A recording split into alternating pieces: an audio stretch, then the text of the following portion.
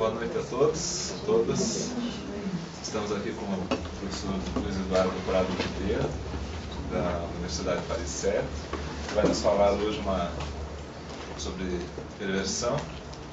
E um título assim, um tanto improvisado, assim, no momento aqui que a gente combinou, seria Ana e seu pai. Então, passo a palavra diretamente ao professor e vamos desfrutar. Então, boa noite, muito obrigado por vocês estarem aqui nesse dia de frio europeu. Na verdade, vai ser mais uma conversa, porque é um trabalho que está em curso. Tá? Eu tento fazer uma história marginal da psicanálise. Marginal porque são aspectos da psicanálise que os historiadores não têm estudado nem um pouco, não têm estudado direito. Eu acho que são poucos os historiadores da psicanálise, na verdade, e que a história que eles escrevem é mais uma história romanceada do que uma história conceitual. Né? Nós temos a história do Ernest Jones, são mais histórias do Freud são mais histórias sobre o Freud do que histórias de como o Freud elaborou a teoria dele. Vocês não foram todas ver no YouTube o filme que o Eduardo postou sobre a palestra que eu fiz na PUC, foram? Na metapsicologia? Porque eu expliquei longamente qual era esse trabalho. O trabalho que eu fiz foi o seguinte: nós temos um colega espanhol, Nicolás Caparrós, que teve a ideia de, em vez de organizar a correspondência do Freud como ela é organizada tradicionalmente, ou seja, as cartas entre o Freud e cada um dos correspondentes, Jung, Abraham, diferentes, ele teve a ideia de organizar as cartas do Freud de uma maneira cronológica. Todas as cartas do Freud de uma maneira cronológica. E aí, se nós lemos as cartas do Freud de uma maneira cronológica, nós percebemos muitas coisas que não aparecem quando elas são organizadas só por correspondentes. E não são coisas sempre muito agradáveis, mas agradável é para a imagem que se tem do Freud. Mas foi assim que a instituição psicanalítica se formou. Por exemplo, o Freud escreve uma coisa ao Jung e escreve o contrário ao Ferenc. O Freud escreve ao Jung, você é o meu melhor aluno, e escreve ao Ferenc, você é o meu melhor aluno. Jung está pensando que eu acredito que ele seja o meu melhor aluno, mas na verdade pretende expulsá-lo em breve e só vai ficar você. Então tem uma certa dividir para reinar. Né? O Freud tem uma política muito assim de dividir para reinar.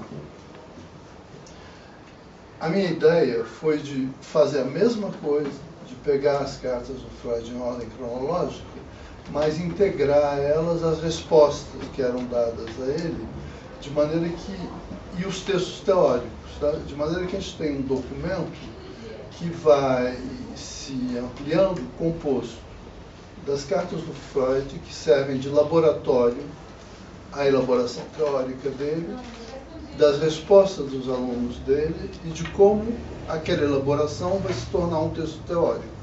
Tá?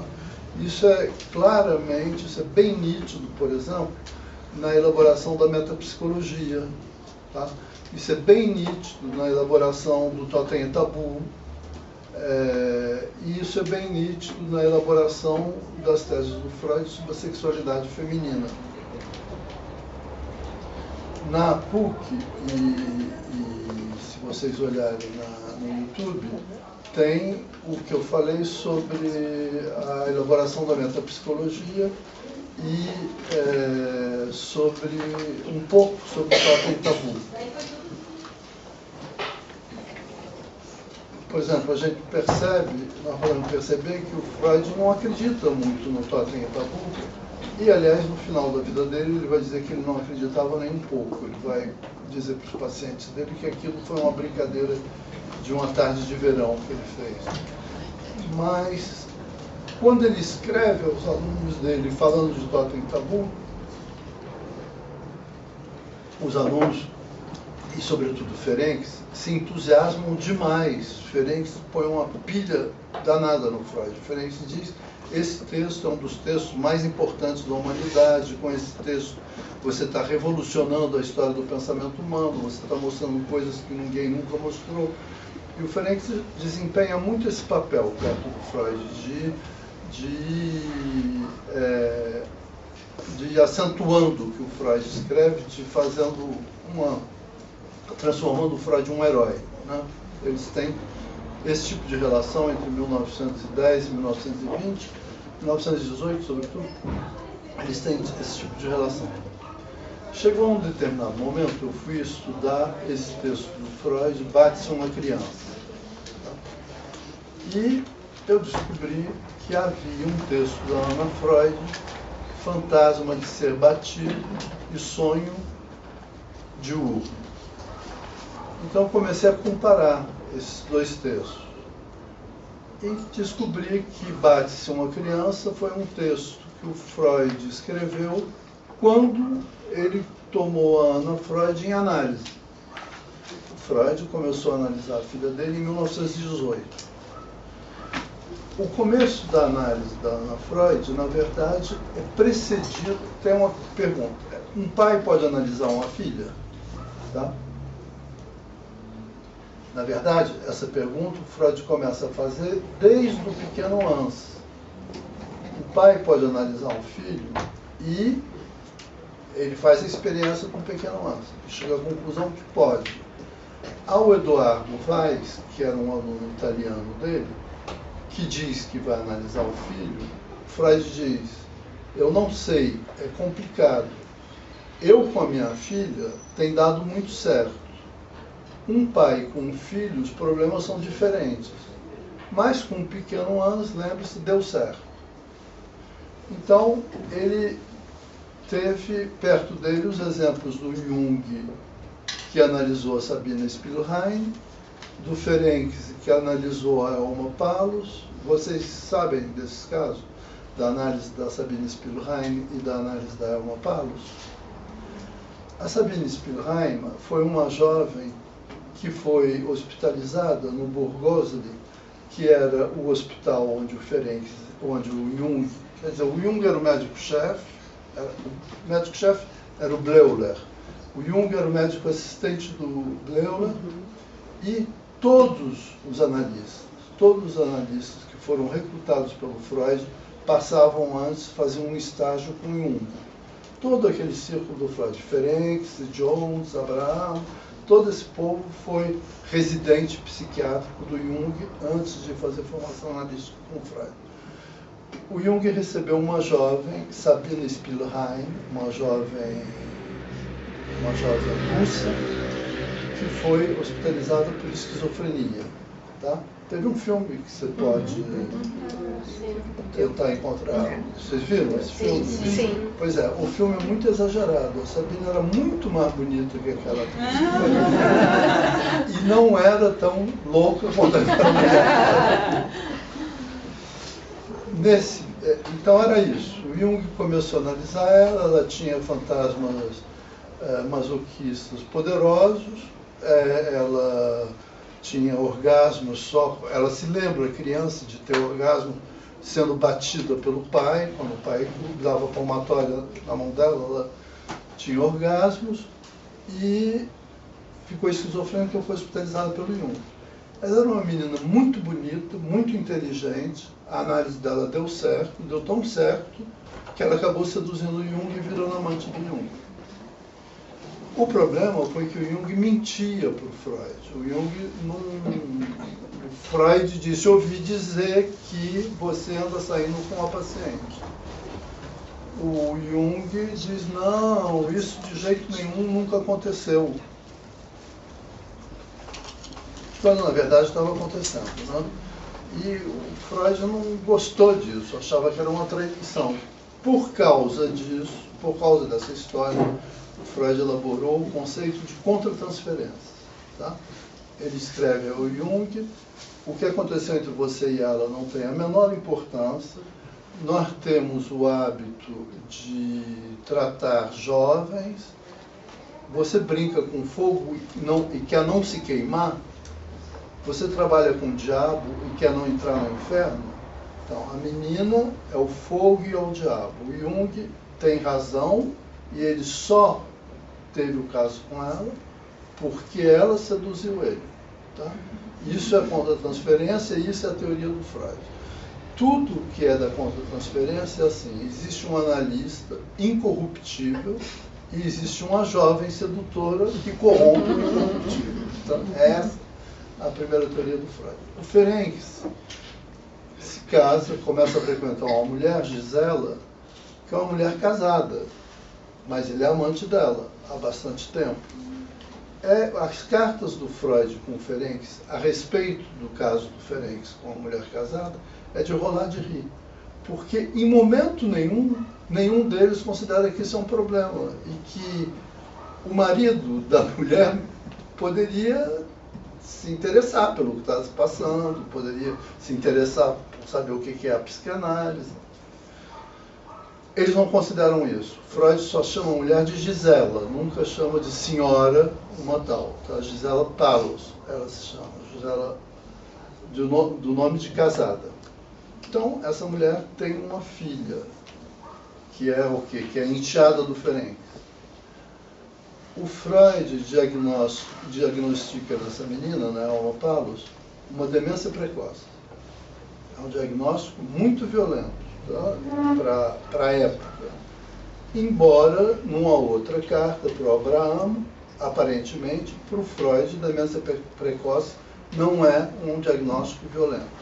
Freud escreve para o Abraham para dizer o seguinte: demência precoce é um estado de isolamento parcial que nós todos vivemos quando nos desligamos do mundo e que em alguns casos pode se tornar mais grave. Demência precoce é quando nosso intelecto não obedece mais, não se concentra mais no que a gente quer que ele se concentre. É um estado de sonho passageiro. E se os psiquiatras utilizam de um outro jeito, é porque os psiquiatras são bobos, eles não compreendem, não sabem o que estão falando. Então, quer dizer, o Freud diagnostica demência precoce para uma menina usando critério, para uma moça, usando critérios que não são os critérios que o Ferenc pode ouvir. Quando o Ferenc ouve demência precoce, ele pergunta, tem que analisar ela. E eu vou analisá-la. Então ele começa a analisar a filha da mulher, sua enteada, tá? Que é uma mulher muito bonita e muito inteligente e que seduz esse analista incorruptível. E o Ferenc acaba indo para a cama com ela e acaba querendo largar a mãe dela e casar com ela. E que o Freud atome em análise. O Freud atome em análise. O Freud começa a analisá-la, mas escreve todo dia para o Ferenc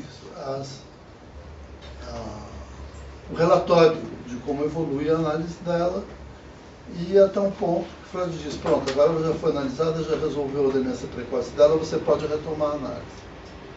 E o Ferenc retoma a análise dela, com o intuito de analisá-la para levá-la a casar com ele.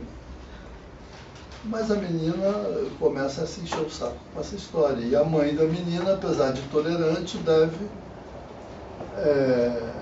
também querer uma decisão. Mas o Ferenc acha que é um absurdo querer uma decisão. Ele acha que as coisas não se decidem assim, que tudo vai se decidir com o tempo, algum dia. E a respeito disso, está uma situação onde tem uma contra-transferência. Houve uma contra-transferência do Ferenc em relação a Elma Palos. Finalmente, o Freud insiste muito, diz para o Ferenc que deve preferir a mãe, que a mãe é muito melhor que a filha, que a mãe é uma mulher mais madura, já é um pouco mais idosa que o Ferenc, está vendo? Já tinha começado nessa época essa história do presidente francês de estar com mulheres mais idosas. Em 1918, o Ferenc casa com a Gisela, finalmente. e o Freud começa a análise da filha dele. Então, são situações isomorfas, tá? Quer dizer, meninas que podiam ser filhas do analista, sobretudo no caso do Ferenc, entram em análise com a figura paterna e o Freud deve poder controlar a contra-transferência dele. Eles controlam efetivamente, não se passou nada entre ele e a Ana Freud. Não se passou nada de... Os franceses fazem uma diferença entre um conceito de incesto. O Paul Racamier propôs uma subdivisão, ele fala de incestual e incestuoso, tá? Vocês sabem qual é a diferença? O incestual é alguma coisa que pode ser incestuoso, mas não é. Um incesto é uma passagem ao ato sexual, tá? Um pai que vai para a cama com a filha cometeu um incesto. Mas um pai que diz para a filha, você está muito gostosa hoje, minha filha, você vai transar hoje, minha filha, ou que pega na filha numa determinada maneira, ele não está cometendo um incesto propriamente, mas ele está tendo uma relação que eles chamam de incestual, tá? Onde tem um potencial incestuoso, mas ela não chega a se completar. Então, por exemplo, durante a análise, Ana Freud faz duas análises com Freud. Uma análise de 1918 a 1900, que dura 4 anos, logo em 1922, que é interrompida e que recomeça em 1924, final de 1924, e que dura mais 2 anos em 1926. Essa análise é muito longa, nós poderíamos falar muito dela. Tem 3 aspectos que eu quero sublinhar. Um aspecto é a influência dessa análise sobre a elaboração teórica do Freud. Tá?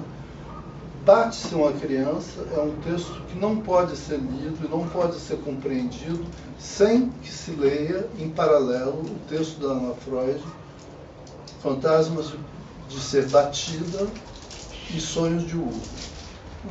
O que o Freud está contando em Bate-se uma criança é o que ele ouviu a filha dele falar. Tá? E que ela vai falar e contar longamente num artigo dela, que tem esse título, e que foi o artigo que ela apresentou para se tornar membro da Sociedade de Psicanálise de Viena.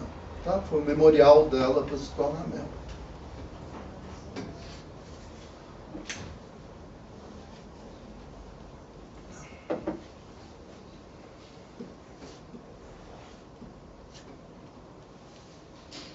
O segundo aspecto é que em 1923 declara-se o tumor da boca do Freud, né? A partir daí, a Ana Freud se torna enfermeira do pai. Quer dizer, ela é paciente, enfermeira e co-teórica, né? Ela é filha, enfermeira, paciente e parceira na elaboração da teoria. O Otto Rank, durante 10 anos, durante mais de 10 anos, durante uns 12, 15 anos, foi o secretário particular do Freud. O Otto Rank vinha de um meio muito pobre, o Freud pagou os estudos dele e ele, em contrapartida, funcionava como secretário do Freud. A partir do momento que a Ana Freud começa a ocupar esse papel, o Otto Rank é afastado, é progressivamente afastado, até que tem uma briga teórica entre eles, em torno do Homem dos Lobos, que é uma briga violenta mesmo.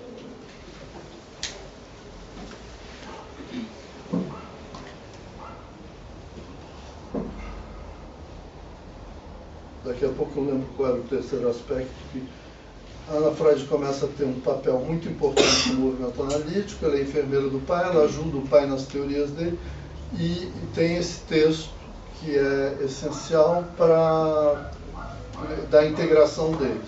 Eu considero que a partir de 1923 é difícil ler o Freud sem pensar imediatamente nas teorias da Ana Freud. Tá? Porque o Freud assina embaixo tudo que a filha dele escreve, defende o que a filha dele escreve, e ela participa da elaboração dos trabalhos dele. O Fantasma de Ser Batida e Sonho Diurno, ela conta o seguinte: ela conta minuciosamente qual é mais do que um fantasma, assim, no sentido que eu posso ter uma fantasia que vai e que volta. É alguma coisa que toma conta dela, que é um universo paralelo que ela vai criando, no qual ela se perde. Ela sonha que tem um príncipe que prende ela nos jardins do castelo e que leva ela para uma sala de tortura e que amarra ela e que vai torturá-la, e tudo isso é extremamente excitante, e no momento que ele vai começar a bater nela, ele recua, ele mostra que ele é muito bonzinho, e que na verdade ele é delicado, e ela resolve a excitação provocada por esse fantasma com crises de masturbação intensas. Ela se masturba 10 vezes por dia, ela se masturba durante o dia inteiro. E foi um sintoma da Ana Freud a vida dela inteira. Tá? A análise dela com o pai não resolveu isso.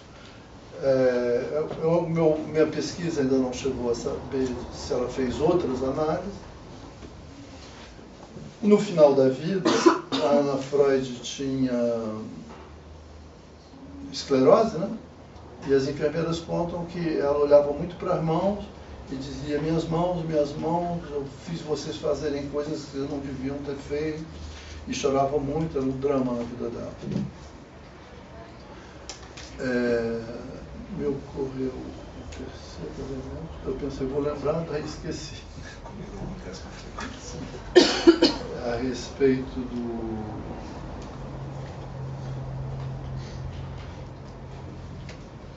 Então, tem esse drama entre a Ana Freud e o Freud. Existia uma mulher chamada Dorothy Tiffany Bollingham. Vocês já ouviram falar dela? Tiffany, vocês já ouviram falar? Já. Né? Pois é, ela era a herdeira dos Tiffany. Tá? Se casou com um cara, Bollingham, que era de uma família de advogados, e ela era muito rica, era uma mulher uma norte-americana de grande fortuna, cujo filho está apresentando alguns... Ela tem 4 filhos, o filho mais velho dela está apresentando alguns problemas. Ela então resolve migrar para a Europa e levar o filho para fazer uma análise com Theodor Hayek. O filho começa uma análise com Theodor Hayek e ela procura um analista para ela. E o Theodor Hayek indica o Freud. Tá? Então a Dorothy Bollingham vai fazer uma análise com Freud, que descobre que seria melhor o filho dela fazer uma análise com a Ana Freud. E o filho dela vai fazer uma análise com a Ana Freud. Mas ela tem 4 filhos e precisa de análise para as 3 outras crianças também. Ora, por que não seria a Ana Freud a analista dos 4? Tá? Então a Ana Freud se torna analista dos 4. Então, o pai analisa a Dorothy Bollingham e a Ana Freud analisa as 4 crianças. Mas por que a Ana Freud não deveria se tornar amante dessa mulher? E é exatamente o que ocorre. A Ana Freud se torna amante dessa mulher, que muda para o mesmo apartamento que eles moravam, que ela o edifício, tá, onde eles moravam, e ela é vizinha então deles, e faz instalar um telefone direto do quarto dela para o quarto da Ana Freud, e é essa a situação. A situação é que o Freud analisa a amante da filha, a filha analisa as crianças, eles fundam uma escola para que a análise então seja uma análise de grupo. Com a Eva Rosenfeld, eles criam uma escola que é a primeira escola de criança, primeira escola propedêutica psicanalística de criança, uma escolinha para voltar às origens da pureza, do desenvolvimento infantil, tudo isso. A Ana Freud, a Lu André Salomé, que se mete nessa história toda. e que diz que isso tudo é um absurdo. Paralelamente, parece que a Ana Freud faz umas análises com a do André Salomé. Ela visita o André Salomé, o André Salomé dá muito conselho para ela. A do André Salomé acaba escrevendo para o Freud para dizer que essa situação toda é um pouco absurda, é uma situação genial, inédita, jamais vista, mas um pouco absurda, um pouco exagerada, e diz a mesma coisa para a Ana Freud e insiste para que eles parem com essa situação. Por exemplo, a gente tem uma carta da Ana Freud para o André Salomé dizendo: papai hoje já me deu 5 sessões de análise, eu vou acabar rápido essa carta para poder apagar a luz, porque senão ele vem aqui no meu quarto e me dá uma 6ª sessão de análise. Então, quando eu estava contando para vocês essa questão do incestual, é porque eu acho que era uma análise incestual, tá? Não era quer dizer, tem uma menina que vai contar para o pai que ela se masturba, e o pai vai tentar interpretar isso, não sei como, tá? Os únicos termos de interpretação possível, eu acho, são os da teoria do Freud, de muito tempo atrás, do romance familiar do neurótico, onde o Freud diz que o Édipo é precedido. Vocês lembram dessa teoria? Freud diz: a criança imagina que o pai é um rei, que a mãe é uma rainha, antes de imaginar que o pai é um bandido, que a mãe é uma prostituta. Então, acho que as imaginações da Ana Freud em torno do príncipe, tá? O príncipe é o quê? O príncipe deve ser um dos irmãos que vem bater nela, que vem torturar, e ela está conversando com o rei. Ela tem sonhos que são sonhos muito ligados à realidade que o pai dela está vivenciando. Quando o Tosk se suicida, Victor Tosk, vocês sabem quem é no movimento psicanalítico? Então, o Tosk se suicida, foi um analista muito importante. O Freud diz do Tosk num determinado momento: como é que ele já sabe de tudo isso? Parece que ele vai na minha frente. O Tosk é quem esboça pela primeira vez o conceito de identificação projetiva, o Tosk é quem escreve pela primeira vez sobre esquizofrenia. Todos os exemplos que o Freud cita no texto dele sobre o inconsciente vêm do Tosk. O Tosk suicida. Quando ele se suicida, a Ana Freud sonha que foi o Freud que matou ele, e que a mulher do Freud, que a mulher do Tosk quer se vingar dele. O Tosk escreve para o Jones dizendo que o fantasma, que é o sonho que ele sempre teve com a Associação Internacional de Psicanálise, foi um sonho que os psicanalistas seriam uns paladinos da justiça psicanalítica, tá? Os paladinos da justiça psicanalítica. Um sonho medieval. O Freud sonhava, tinha a ideia dos psicanalistas como cavaleiros medievais defendendo ele. A Ana Freud sonha exatamente disso, que são cavaleiros medievais, que ela está, quando ela é prisioneira num lugar onde ela pode ser torturada, é um donjon, né, medieval. É esse o caráter dos fantasmas masoquistas dela, e é essa natureza da teoria que o Freud vai elaborar a respeito da sexualidade feminina a partir de 1923, tá? A partir de 1923. Então, eu acho que existem 2 teorias sobre a sexualidade feminina que o Freud elabora. Uma que vai de 1900, digamos, até 1920. A outra que vai a partir de 1920.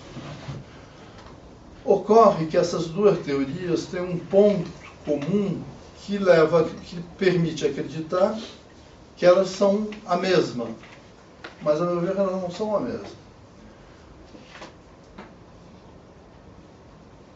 Entre 1900, eu vou tentar resumir, entre 1900 e 1920, a teoria do Freud é a bissexualidade fundamental do ser humano. Tá? Então, o ser humano, homens e mulheres, tem, digamos, como mais tarde se tornou a Vulgata, né, tem uma parte masculina e uma parte feminina. A bissexualidade fundamental do ser humano. A partir de 1920, o que o Freud diz é: a anatomia é o destino. Então existe uma radicalidade, existe uma diferença entre o homem e a mulher.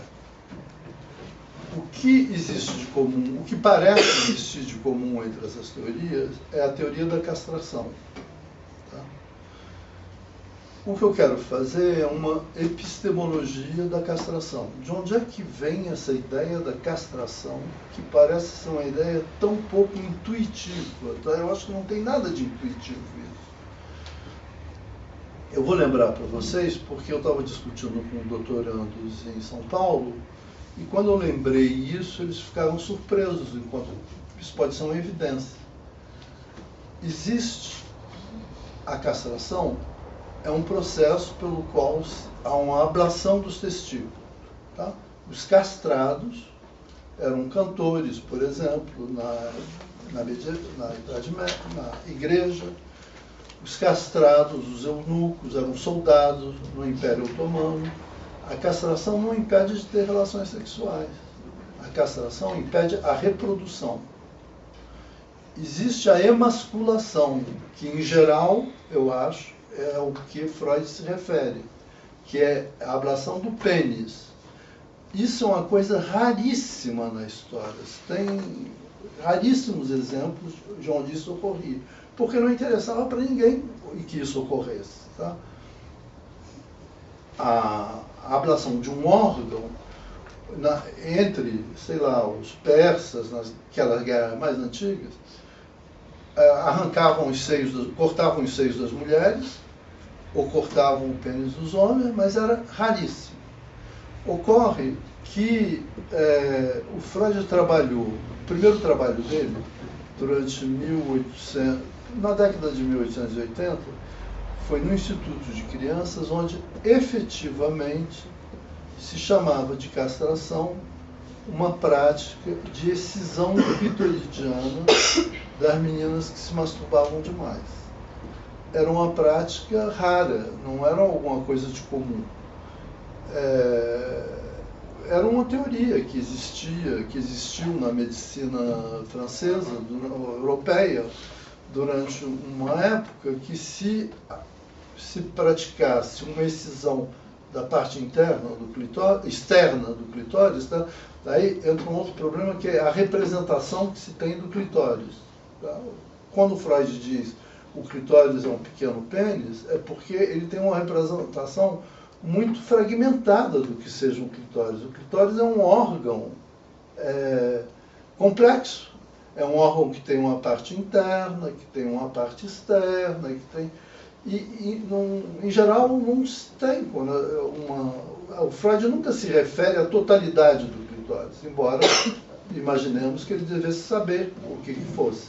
Mas quando ele fala de castração, no primeiro tempo, ele está se referindo a isso, ao que ele viu na prática dele, que não era comum. Tá? Pode ser que o Freud tenha pensado que a filha dele, em outras épocas, teria sofrido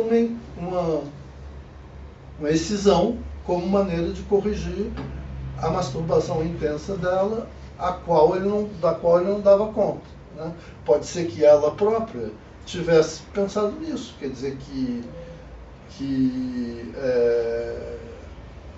o desejo do pênis. O desejo do pênis é o desejo da Ana Freud. Não sei se todas as mulheres desejam ter um pênis.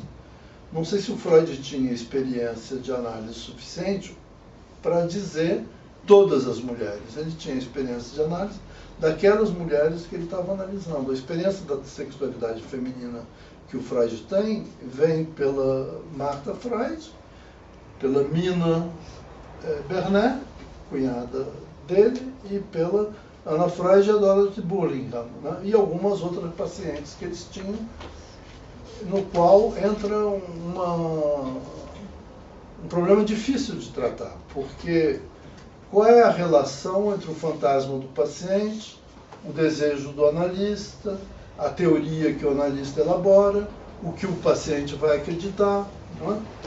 Sobretudo quando as relações afetivas são tão intensas. Ocorre que a gente pode saber o que a Dorothy Burlingham pensava, porque a Dorothy Burlingham escrevia sobre a análise dos filhos dela. Quer dizer, ela via a Ana Freud analisando os filhos dela e ela escrevia artigos teóricos e todos esses artigos estão disponíveis no International Journal of Psychoanalysis, tá? Mas a minha pesquisa ainda não avançou até aí. Eu ainda não tive paciência de ler os artigos da Dorothy Burlingham, inclusive porque são artigos muito monótonos, tá? E porque eu sinto um pouco uma aversão a ler artigos sobre crianças que eu sei que ela não está contando a verdade direito. Do mesmo jeito que a Ana Freud, quando ela conta o caso dela, ela não apresenta como sendo o caso dela, ela apresenta como sendo o caso de uma menina que ela analisou. Tá? Aí é mais curioso um pouco, né? Tem um prazer voyeurista da gente, de estar sabendo que ela está contando uma mentira.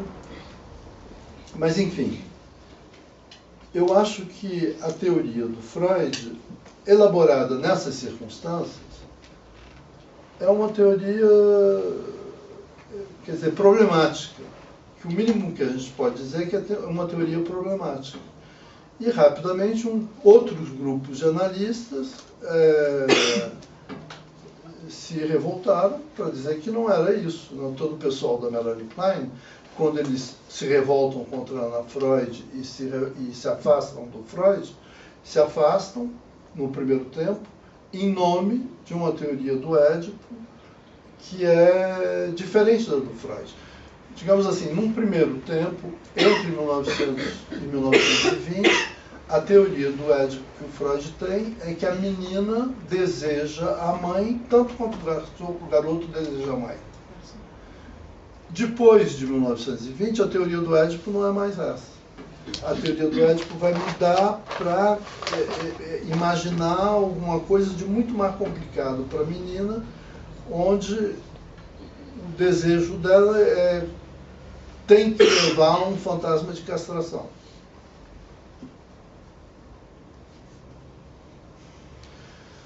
Mas essa periodização da teoria da sexualidade feminina, eu só comecei a pensar quando comecei a pensar nessa palestra para vocês e no resumo que eu ia fazer dos caminhos do meu artigo que eu estava preparando para vocês.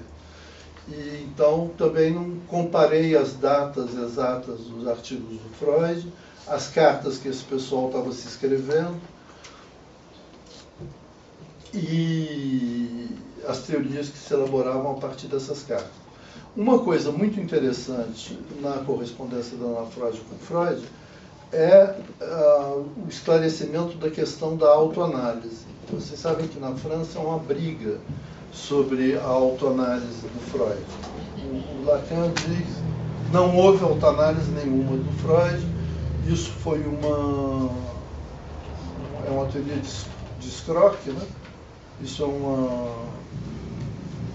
é uma mentira que ele utilizou para ajudar a vender. Um ex-paciente do Freud, o Didier Anzieux, também tem do Lacan, que também tem uma história complicada com Lacan, por conta do Lacan analisou a mãe dele, a Marguerite, a Aimée do Lacan. Tem um livro muito interessante do Jean Arouche sobre isso, sobre a análise da Marguerite Anzieux, a amada de Lacan, né? Com o Lacan, e depois o filho dela foi fazer análise com o Lacan e o Lacan não reconheceu ele. E ele não sabia que o Lacan tinha analisado a mãe. Depois, quando ele foi falar com a mãe, que ele estava em análise com o Lacan, a mãe disse: conheço ele. Um palhaço completo. É o que ela disse. O pessoal, quando o Lacan era interno em psiquiatria, os internos em psiquiatria têm muita mania de fazer palhaçada para paciente psicótico. É uma brincadeira, um jeito de tratar. Enfim, o Anzieux estava começando a escrever sobre a autoanálise do Freud.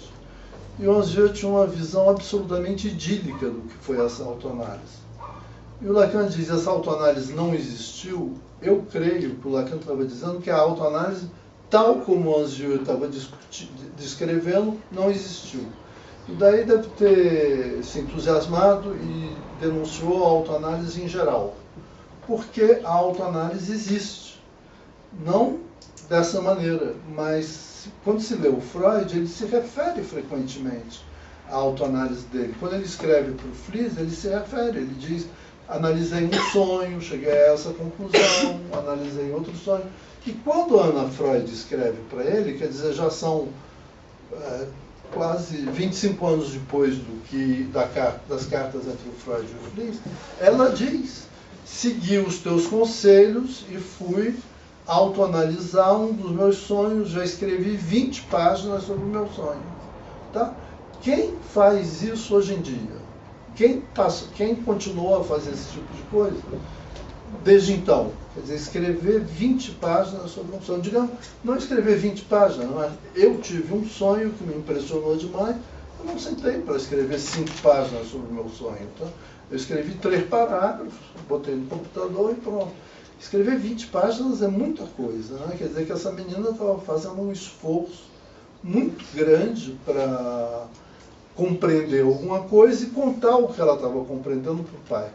De maneira que o esquema que ocorre é o seguinte: ela faz uma autoanálise que ela expõe para o pai.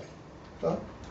Muito mais tarde, o Massoud Khan é um autor que vai dizer que a psicanálise é isso. É fazer uma autoanálise em presença de alguém, em presença de um analista. Que se a pessoa não fizer esse trabalho de autoanálise em presença do analista, ela vai ficar esperando que o analista analise alguma coisa sem ela. E quando o analista vai analisar, ela pode ou aceitar, e a análise vai se tornar uma ideologia, ou recusar, e ela vai começar a elaborar defesas contra o que está acontecendo. Né? Esse esquemazinho que aparece entre a Anna Freud e o Sigmund Freud é o mesmo esquema. Em 1938, um analista, Max Eitingon, que se exilou em Jerusalém, se exilou na Palestina. Max Eitingon era um analista que trabalhava em Berlim junto com Karl Abraham. Ele era um milionário russo que migrou para a Alemanha, que se interessou pela análise e financiou o movimento analítico. O movimento analítico não teria existido sem a fortuna do Max Eitingon. Ele pagava tudo. Ele se exilou quando os nazistas começaram a chegar no poder. Ele fugiu, foi para a Palestina. Ele escreve, na comemoração do aniversário lá do Freud, ele faz uma conferência e ele diz: naquela época nós nos autoanalisávamos todos e nós praticávamos a análise mútua. É uma coisa que não se ouve falar, análise mútua, né? Daí, se a gente vai pesquisar o que era análise mútua, existia análise mútua. O Ferenc escreve para o Freud também: viajei para Zurique e os aconselhei a praticar análise mútua. E eles disseram que não tinham tempo porque eles trabalhavam com psicóticos, mas que um dia desses iam tentar, e que quem tinha tempo de praticar a análise mútua eram os vienenses. Tá? Se vocês leem o que o Ernest Jones descreve da viagem do Freud, o Jung e o Ferenc para os Estados Unidos, Jones diz: Freud me contou que no tombadilho do navio eles se analisavam mutuamente. Tá? Teve um casal austríaco que descobriu as cartas do Freud com o irmão dele, Alexandre. Ele diz, eles escreveram um livro que se chama As Origens Coletivas da Interpretação dos Sonhos. O Freud e o irmão dele se analisavam mutuamente. Tá? Eu não sei se o Freud e a Anna Freud se analisavam mutuamente, mas a Anna Freud fazia isso, de se analisar e expor para o pai. Eu acho que essa disciplina era um aspecto positivo do trabalho que eles faziam. O Lacan gosta muito de falar mal da Anna Freud, né? Muita gente, a Melanie Klein também fala mal da Anna Freud. Quando eu acabei de traduzir as controvérsias entre Anna Freud e Melanie Klein, teve um lançamento desse livro e o André Green disse: você teve coragem, você traduziu essa imbecil da Anna Freud. Eu falei para ele: olha, se o senhor disser isso em público, a gente vai brigar em público, porque essa mulher, quer dizer, traduzindo, eu aprendi a conhecer a Anna Freud. É claro que tudo isso que eu estou contando é meio dramático, né? Mas a Anna Freud, quando acabou a Segunda Guerra Mundial, ela pegou todo o dinheiro que ela tinha e utilizou todas as relações que ela tinha para alugar aviões que iam para a Alemanha, para a Polônia, para a Áustria, para resgatar as crianças dos campos de concentração nazistas. E ela levava essas crianças para a Inglaterra, para os Estados Unidos, para salvá-las do que tinha acontecido. Tá? E esses foram os segundos grupos de análise de criança que ela começou a criar. A experiência de análise de grupo de criança foi essa, as crianças saídas dos campos de concentração nazista. Então, acho que não se pode dizer que essa mulher era um imbecil. Tá? Ela tinha um sentido ético, ela tinha um ideal que era um ideal poderoso. Ela e a Dorothy Bullingham, no amor delas, criaram os primeiros relatórios sobre a utilização da psicanálise com crianças tendo sofrido da guerra. Esses relatórios são relatórios volumosos que estão nos Estados Unidos e que serviram a todo o programa de guerra norte-americano para salvar todas as crianças, filhos de soldados que participaram na guerra. Depois, quando teve o bombardeamento de Londres, para as crianças traumatizadas pelo bombardeamento de Londres. Tá? Comparativamente, se vocês lerem a análise do Pequeno Richard da Melanie Klein e compararem com o que faz a Anna Freud no mesmo tempo, vocês vão ver que a Melanie Klein avança demais na teoria psicanalítica, mas ao preço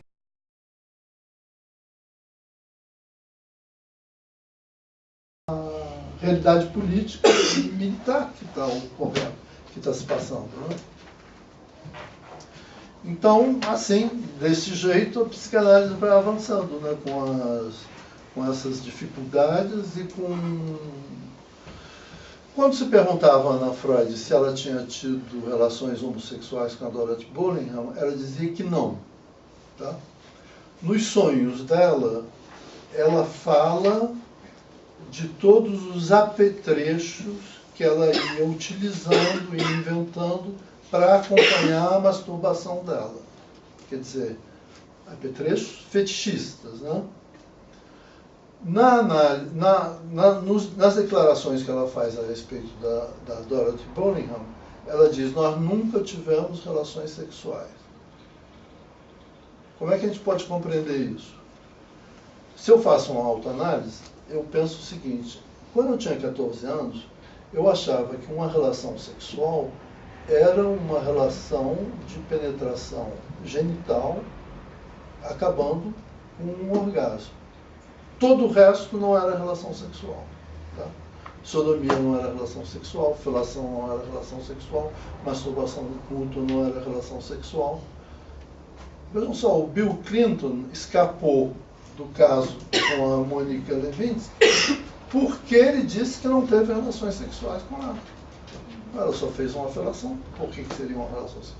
E o povo americano acreditou nisso. Se houver uma pesquisa, se fizer uma pesquisa nos Estados Unidos, 60% das pessoas dizem que não há relação sexual. Então, acho que a Anna Freud queria dizer isso. Não houve penetração genital, óbvio, era um casal homossexual feminino. Houve o quê? Alguns amigos íntimos diziam que elas eram bostonianas.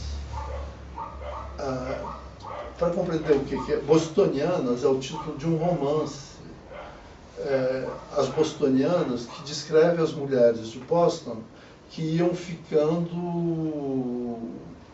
que iam se emancipando e ficavam muito amigas e viviam como casais, mas sem relação sexual. Que nós possamos conhecer.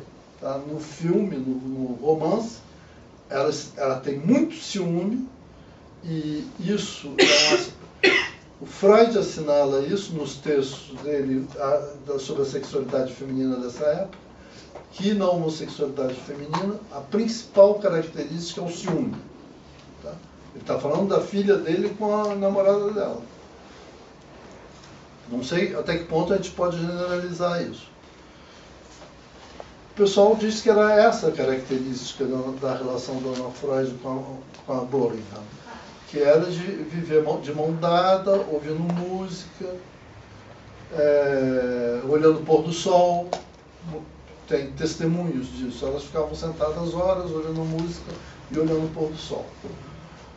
A Dorothy Bolingham morreu primeiro que a Ana Freud. Ela pediu que fosse tocada tal sinfonia do Mahler no enterro dela. Quando a Ana Freud morreu, ela pediu que fosse tocada a mesma sinfonia do Mahler. E as cinzas dela deviam ser dispersas juntas. Tá? Então foi esse o fim desse amor perverso feminino. Se pode chamar isso de perversão feminina. Muito obrigado.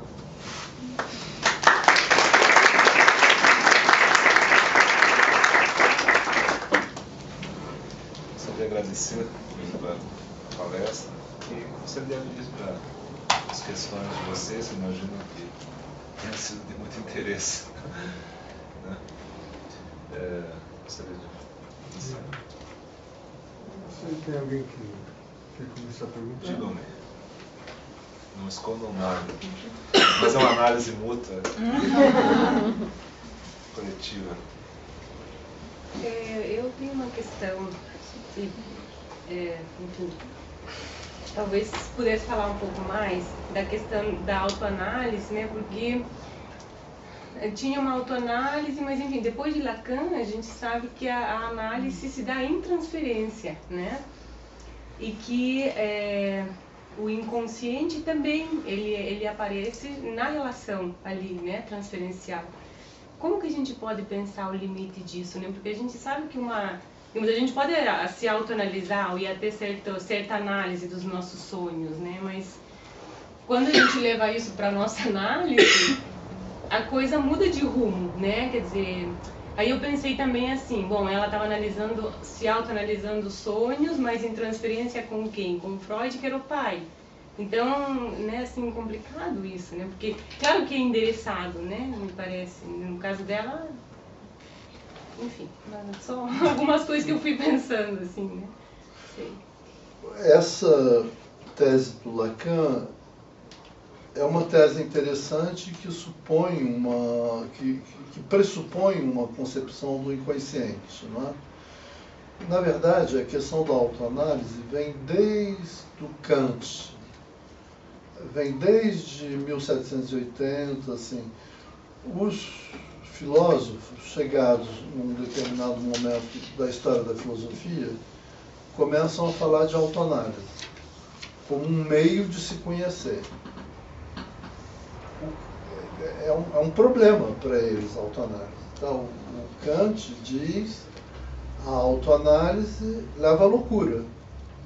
Desaconselho que se pratique a autoanálise como um jeito de aceder à filosofia, porque leva à loucura.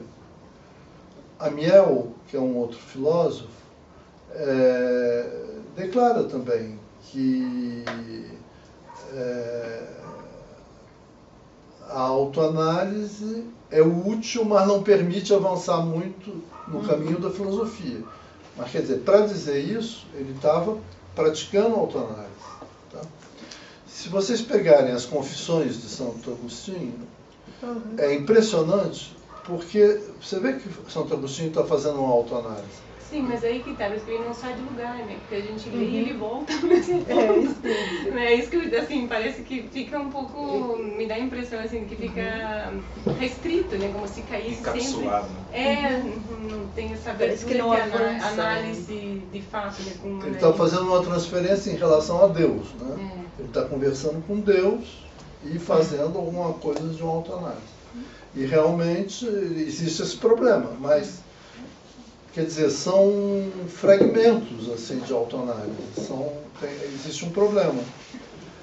Quando o Lacan vai falar da autoanálise, quando o Lacan vai falar da análise que se dá na transferência, ele está falando da mesma coisa, ele está falando de outra coisa, ele está falando do mesmo inconsciente, ele está falando de um inconsciente que vai aparecer de um outro jeito. O fato é que ele não se refere mais à experiência histórica, filosófica da autoanálise.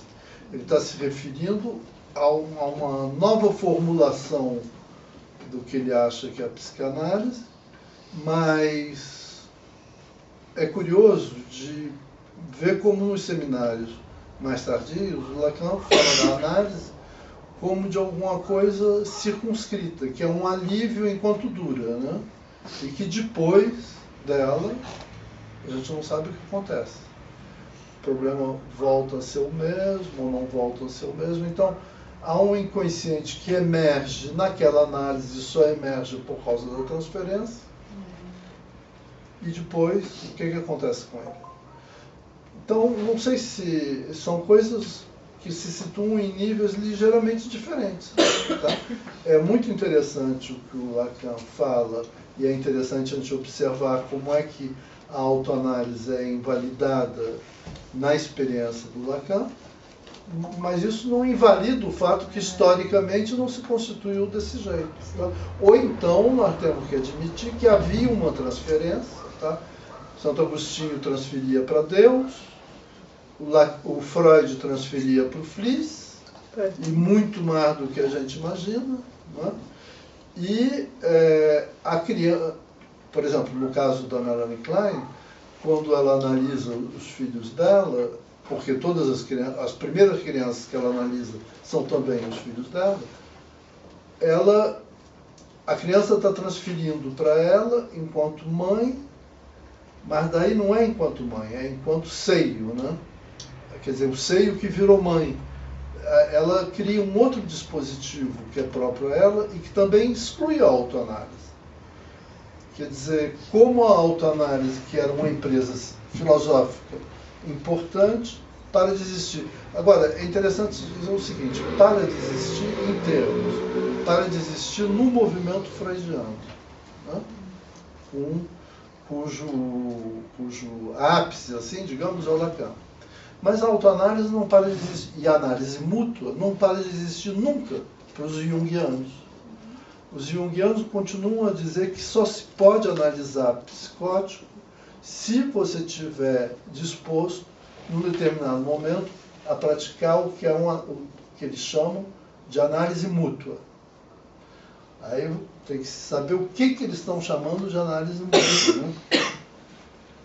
Então, quando se organizou as obras do Ferenczi e a correspondência do Ferenczi, houve uma confusão muito grande, porque o pessoal que organizou não tinha nenhuma ideia do que era a história da análise mútua. E considerou que era o Ferenczi que tinha inventado essa história na análise dele com uma paciente psicótica. Elizabeth Severna, o nome dessa paciente. Ferenczi teve uma paciente que era uma americana, que tinha uma história curiosa. Foi uma americana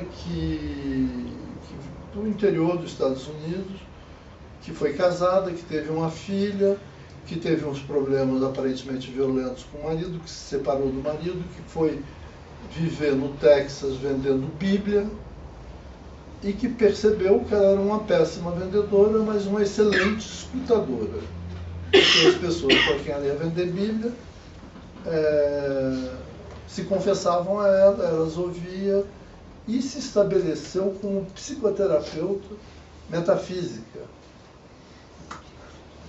num hotel de Nova York. Ela era muito bonita, jovem, muito bonita, aos 25 anos, ela estabelecida num hotel de Nova York como psicoterapeuta metafísica, cheia de pacientes.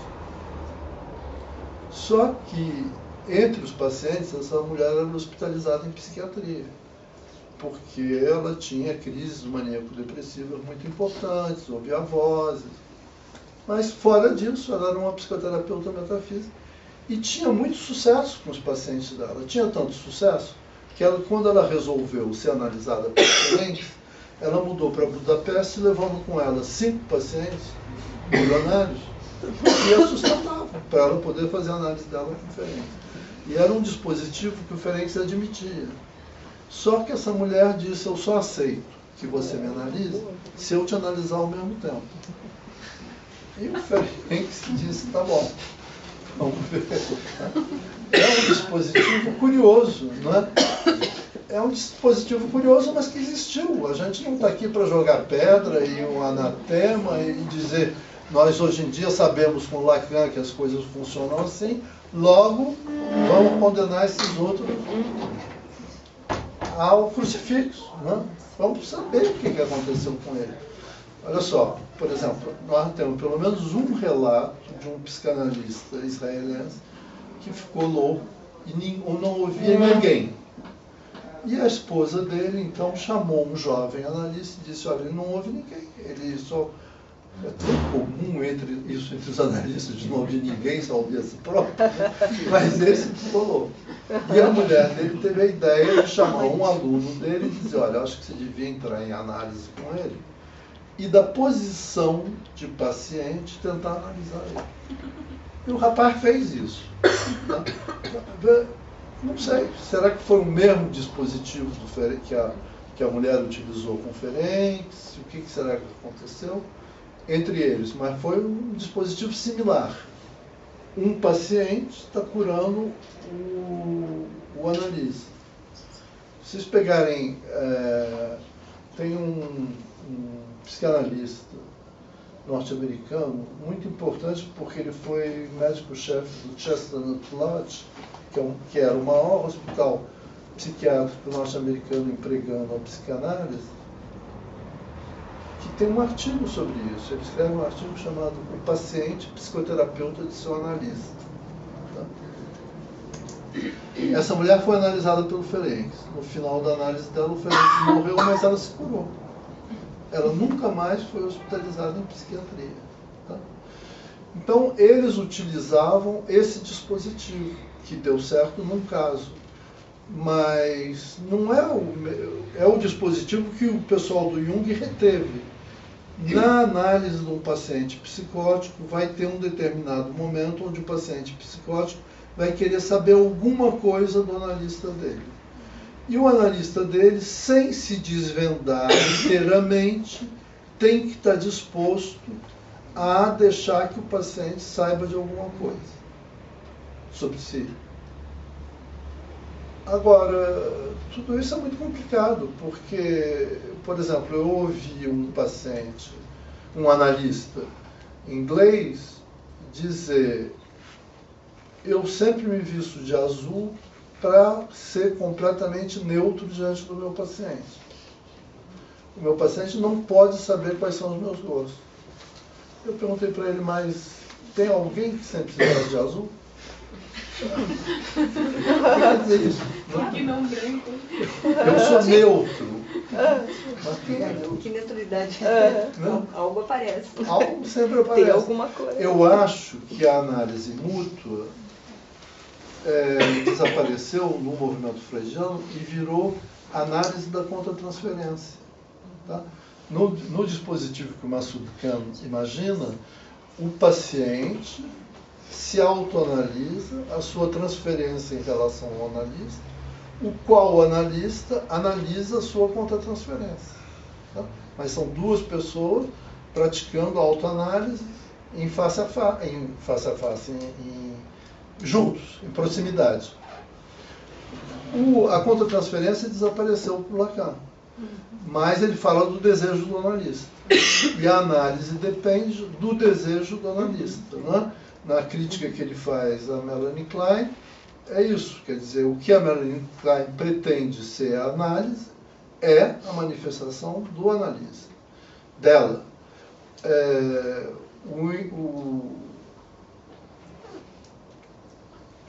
O inconsciente é estruturado pelo outro, né? Analista. O outro do paciente é o analista. Tá?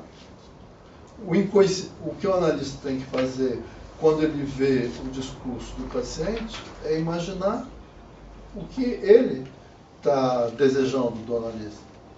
Então, como entre contra-transferência e desejo do analista, houve um progresso, mas qual progresso exatamente, a gente tem que pensar ainda.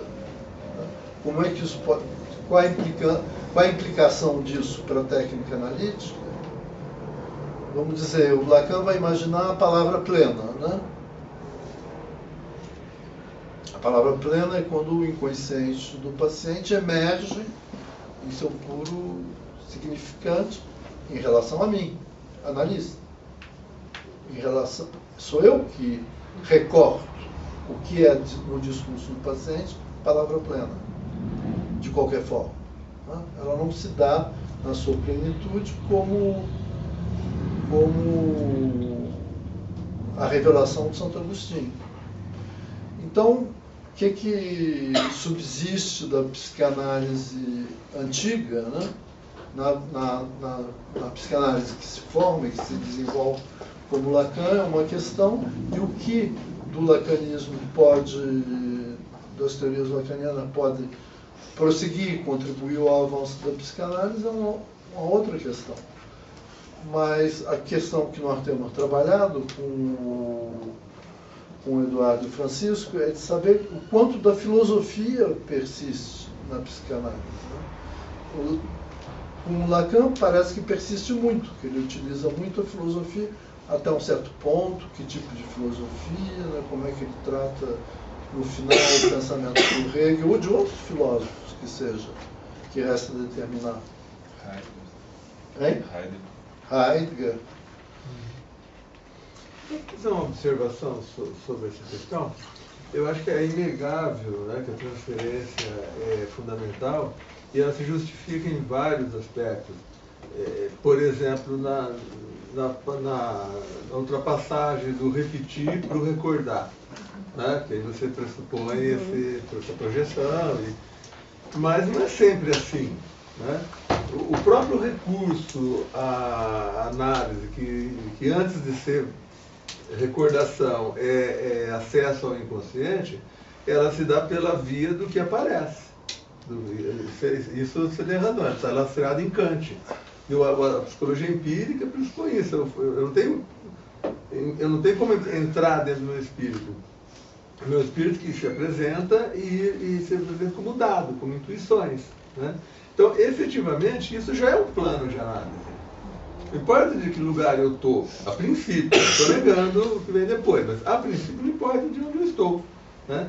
E se você pensar que a própria interpretação dos sonhos, ela tem uma história muito curiosa, porque eu tive um professor que dizia que aquilo lá era um livro de bicheiro. Né? Gente boa dizendo isso. Por quê? Porque o que o Freud queria efetivamente construir ali? Um livro que você lesse e aprendesse a analisar os seus sonhos. E, na melhor das hipóteses, analisar os sonhos dos outros. E se você vê como que esse livro vai evoluindo, ele ganha um capítulo de sonhos típicos, depois da influência que Freud tem de Steckel. Ou seja, isso é a interpretação, inclusive, mais do que a autointerpretação, é a interpretação sem a presença do sonhador. Porque o sonho é típico. E a ideia de sonho típico vai para sintoma típico, vai para fenômeno cultural típico, vai para lendas típicas, vai para tudo típico. Quer dizer, então, de alguma forma, o Freud se sente muito seduzido por essa ideia kantiana de que o que aparece é o dado. E esse dado pode ser interpretado. Então, a princípio, o que impede que eu faça a minha análise? Tá, você já deu um bom motivo aí, eu emperro logo. Né? Mas até onde eu preciso ir? Até onde a interpretação do meu sonho precisa ir? De repente, Menos. Tanto que a gente não leva todos os sonhos para análise, né? Alguns, né? E depois o próprio fim dela, pensar para onde vai, né? Então eu não estou questionando, eu acho que a transferência é um mecanismo, uma sacada fundamental. É a questão que a gente fala da Ana O, né? Quer dizer, o Breuer não desconfiou que não era com ele, porque era um homem apaixonante, né? O Freud já não era tanto e diz, não, isso não deve ser comigo. Sim, isso é fantástico. Isso não deve ser comigo. Ele faz a virada. Então vamos pensar que está havendo um jogo. Porque o que o Freud está fazendo, mais que Kant? Kant, quando pensa nesse objeto da consciência, ele no máximo chega a pressupor que há representações não conscientes. Isso já vem do século XVIII, elas não são conscientes. Mas que elas apareçam, através da fronteira, como mensagem, como alguma coisa que vem disfarçada para comunicar algo, isso já não havia. Isso é freudiano. Então, na medida em que você está pensando que então eu estou repetindo e não recordando, aí sim faz sentido alguém dizer, olha, alguém de fora vai dizer isso é repetição. Isso não é recordação, isso é repetição. Então eu acho que ela se justifica inteiramente. Mas eu concordo plenamente com o Luiz, eu acho que a autoanálise, a análise mútua, ela está autorizada também pela ideia de que isso é psicologia empírica, é o que aparece e que pode ser interpretado. Né? Lê direitinho. Quer falar? Obrigada pelo almoço.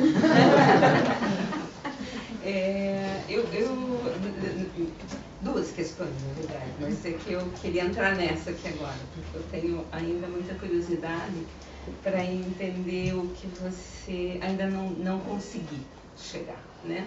Do que você colocou como a perversão feminina. Mas eu coloco depois, tá? Porque nesse momento eu queria só partir para fazer e discutir também, para fazer uma colocação que é a seguinte. Sim, porque a gente repete. E acho que os exemplos todos que você traz, você está enganada, né? Eles parecem muito expressivos de que modo que a gente monta dispositivos a partir, ou pode montar dispositivos, né? De análises, dispositivos de formação e assim por diante, a partir da nossa análise. E de que modo que a gente daí repete questões, né, da análise que possivelmente não foram trabalhadas. Você mesmo colocou isso. Será que termina? Será que o que é que fica? O que não foi? O que não se passou? E assim por diante, né? Por que eu coloco isso? Porque eu consigo identificar hoje que o conceito que você traz de análise mútua, por exemplo, consigo identificar em várias situações, tá? Seja nas análises em que o analista vem de fora, ou as pessoas vão fazer uma espécie de caravana, ou ele vem, tá? E as pessoas se analisam e se fazem companhia, enquanto um depois vai outro e assim por diante, a famosa sala de espera, dependendo do conceito que isso vê. Seja nesse sentido que as pessoas falam sobre as suas análises, elas precisam falar, né? Seja mesmo que não aconteça esse tipo de setting, aspas, quando as pessoas amigas estão fazendo análise, a gente vê isso muito em instituição também, né? As pessoas falam, elas precisam falar sobre suas análises.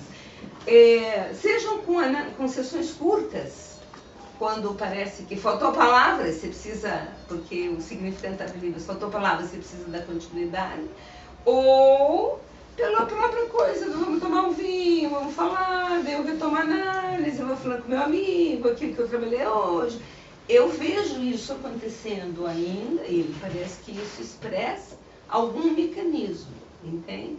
Então, levando em consideração a possibilidade do que uma análise permite, porque sim, a questão da autoanálise, eu realmente acho que ela tem que ser pensada em relação ao flista do Freud, óbvio, mas havia um limite para isso. Esse limite não tinha influência, então, nesse dispositivo? Essa é a minha pergunta. Então, tem duas perguntas. A Então, questão da perfeição, questão da perversão. Sim, essa questão não, mas da- depois eu a faço. Eu só queria meter a colher um pouco aí para querer saber a tua opinião.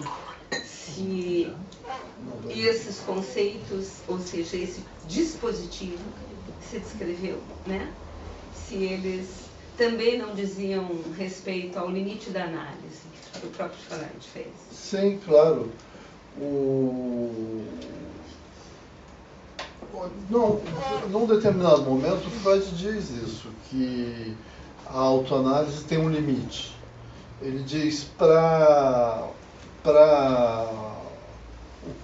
o comum das pessoas, claro que elas podem autoanalisar os seus sonhos, mas vai ter um limite. E se quiser avançar, daí vai ser preciso uma análise com um analista. Ferenc fala para o Freud: tenho autoanalisado meus sonhos, mas não consigo ir além de um certo ponto e precisaria ter algumas sessões com você. Pegamos a análise do Ferenc com Freud. Essa análise, ela se desenvolveu, o pessoal que determina, eles dizem, a análise do Freud com Ferenc durou 2 períodos de 2 semanas cada um, 2 ou 3 semanas cada um, 3 sessões por dia, tá? Às vezes o Ferenc perde uma quarta e o Freud diz: já estamos cansados, eu estou cansado. O Freud diz: fora da análise não falaremos nada de pessoal. Daí já tem um recorte, né? Porque o que é falar alguma coisa que não seja pessoal? Durante o jantar na minha casa não falaremos nada de pessoal. O Ferenc acha que isso é um formalismo absurdo, que não se pode falar nada de pessoal. Mas acontece que daí, quando a gente vai ver, tem uma carta onde ele escreve: nós tivemos 2 sessões esse fim de semana, e depois dos 2 períodos que eles admitem, eles dizem, o Ferenc diz: fui a Viena para ter mais, escreve para o Grodeck, fui a Viena para ter mais uma sessão com o professor Freud. Então, ou as cartas são um instrumento metodologicamente imperfeito de compreensão do que se passava, o que é possível, né? Que as cartas não descrevem tudo, ou o que eles falam não é, por exemplo, não sei, eles falam, o Ferenc diz: Freud não consegue analisar o meu ódio em relação a ele, enquanto numa outra carta a gente tem ele dizendo: Freud analisou a minha vontade de matar ele, me fez muito bem. Entretanto, o Ferenc diz: a autoanálise não é suficiente, eu preciso voltar e me analisar com o senhor. Então, há os limites da autoanálise, mas tem os limites da análise também. Tá? Quando o Lacan fala sobre isso, que a análise é boa enquanto dura, é um alívio, mas que a gente não sabe o que vem depois, eu não sei se o Lacan saiba. Eu imagino que o Lacan não saiba o que ele está falando, no sentido de que ele não inscreve isso na história da psicanálise. Mas essa observação que ele faz, já existiu na história da psicanálise. Tem um analista, o Gantrip, que foi analisado pelo Ferber e pelo Winnicott, que tem um livro sobre isso, que os analistas só falam dos resultados da análise enquanto a análise existiu e até o fim da análise. Ninguém sabe o que acontece 10 anos depois. Tá? Ele diz, o Gantrip diz isso. E pode ser que não seja interessante para os analistas irem fazer esse tipo de estudo, de saber o que aconteceu 10 anos depois. Tá? Lacan fala sobre isso, sobre que a análise se procurou ser uma experiência curativa, mas não foi curativa. Foi só uma reorganização da história pessoal que permitirá ou não ao paciente de reformular a sua vida, né? Então, claro, eu acho que tem um limite da autoanálise, mas também tem um limite da análise. Quanto à perversão, o negócio é o seguinte: a homossexualidade feminina é uma perversão, mas o Lacan trata como uma perversão. Tem seminários do Lacan, no começo, onde a ideia da perversão é de que existe uma solução intermediária entre a psicose e a neurose, que é a solução perversa, que é baseada numa relação dual. Tá? Na medida em que, digamos, ele fala muito da perversão da Dora, das pacientes femininas do Freud, né? Depois da jovem homossexual, como se é um problema. O Freud diz que a homossexualidade não é uma perversão, mas às vezes ele trata como se a homossexualidade fosse uma perversão. Então, o que parece ser uma perversão, finalmente? O que virou o protótipo da perversão? Virou o fetichismo, né? Foi o texto do Freud na análise dele do fetiche. É uma perversão. O fetichismo é uma perversão.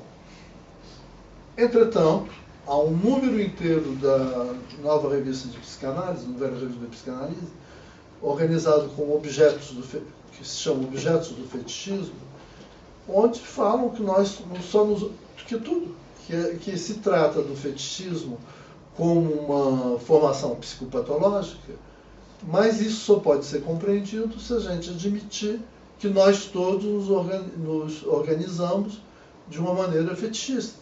Tá? Fetichismo da roupa, fetichismo do cabelo, fetichismo do sapato, fetichismo de mil coisas que estão permeando a nossa vida. O Freud, quando ele escreve sobre o fetichismo, ele dá um exemplo clínico, que é o de um paciente que tinha o fetichismo do calção, né? Do calção de banho. Esse paciente, eu reconstruí a história dele. Ele aparece na correspondência do Freud com Pfister, e é um jovem que o Freud chama de AB, que o Freud Pfister chama de AB. Mais adiante, eu pesquisei a história desse cara. Ele realmente morreu num hospital psiquiátrico, passou a vida inteira num hospital psiquiátrico, e o nome dele era Carl Liebman.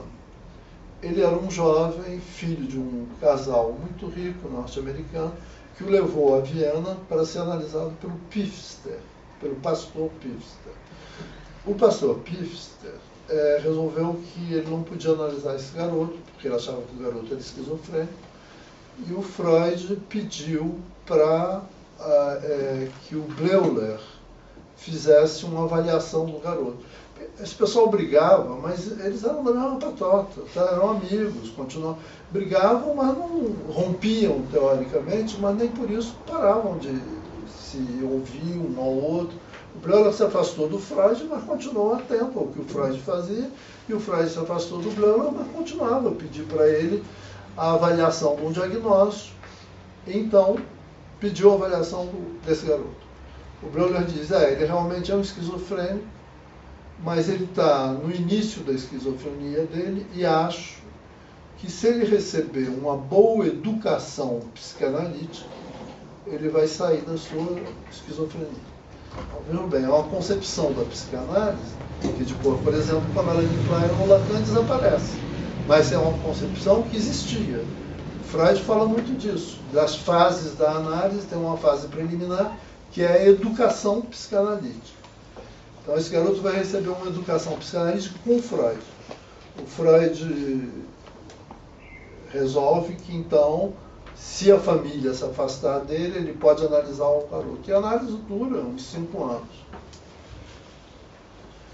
Ele apresenta esse sintoma. Ele tem um fetichismo do maiô de banho. Eu acho que ele põe umas roupas muito apertadas, ele precisa se sentir assim. E é curioso porque com esse jovem é um dos raros casos clínicos que a gente tem do Freud, onde o Freud fala realmente da contratransferência dele. Ele tem uma concepção limitada da contratransferência. A concepção dele da contratransferência não é a concepção que podem ter os kleinianos depois. apesar da Melanie Klein recusar completamente a contratransferência. Tá? Mas alguns kleinianos vão desenvolver essa noção, vão trabalhar com ela, a Paula Heimann, que é matemática, e antes que o Lacan recuse ela. O Freud utiliza a noção de contratransferência da seguinte maneira, ele diz, quando eu estou de bom humor, ele vai melhor. Quando eu estou de mau humor, ele vai pior. Ou será que eu estou de bom humor quando ele vai melhor e fico de mau humor quando ele vai pior? Mas quer dizer, o Freud está compreendendo que existe, isso é por volta de 1925. O AB, eu não sei bem se ele é analisado de 1920 a 25 ou de 25 a 30. Ele é um perverso fetichista. O Freud acha que ele é um perverso fetichista porque ele só consegue viver usando esse calção que aperta. Tá? Mas depois o Freud enche o saco dele, como o Freud fazia, como fez com o Homem dos Lobos, como ele declara que faz isso. Ele declara ao Gardner, por exemplo, que ele não suporta mais os pacientes que duram demais enchem o saco dele, que ele não tem mais paciência, que ele está preocupado com a teoria dele. E ele manda o AB embora. E quando ele mandou o AB para Ruth Mark Brunswick, como ele faz com o Homem dos Lobos. E daí o AB descompensa de vez, volta para os Estados Unidos para ser internado no hospital psiquiátrico e nunca mais sair. Mas os médicos do hospital psiquiátrico têm os cadernos dele, eles anotam. Está aqui um jovem que foi analisado pelo Freud em Viena, que diz que a única época da vida dele que valeu a pena ser vivida foi enquanto ele estava em análise com Freud. Ele diz que a psicose dele vem do fato que a babá dele ameaçou cortar o peru dele. Ela dava banho a ele e a irmã, e ele estava tomando um banho com a irmã, ele começou a brincar com o peru, e a babá disse, se você tocar no seu peru, eu vou cortar ele. E a minha psicose vem daí. Daí dizem para ele, como é que você sabe que a sua psicose vem daí? Ele diz, o professor Freud me disse. Não, é educação psicanalítica. Tá? Ele decorou isso, não sei se ele aprendeu. Não sei se ajudou alguma coisa na elaboração dele. Mas era assim que o Freud funcionava. Freud disse isso para ele. Então o Freud está tratando de um fetichismo psicótico. Tá? Com a outra paciente que tem o brilho no nariz, é um fetichismo neurótico. Então, vejam bem, isso questiona uma noção que a gente tem. Eu tenho a impressão que muitos psicólogos, quando eles ouvem falar nesse negócio das três estruturas separadas pelo Lacan, eles utilizam essas três estruturas como se fosse critério diagnóstico. Eu não acho que seja disso que o Lacan fala, das três estruturas. Então, se a gente pegar a obra do Lacan e procurar perversão, neurose e psicose, eu acho que ela aparece pouco como três estruturas diferenciadas. As estruturas são emaranhados de estrutura. Não são entidades assim, não são ideias puras, como tem no Platão, mas tem gente que jura que é. Tá? Se eu souber qual é a estrutura do meu paciente, está tudo resolvido.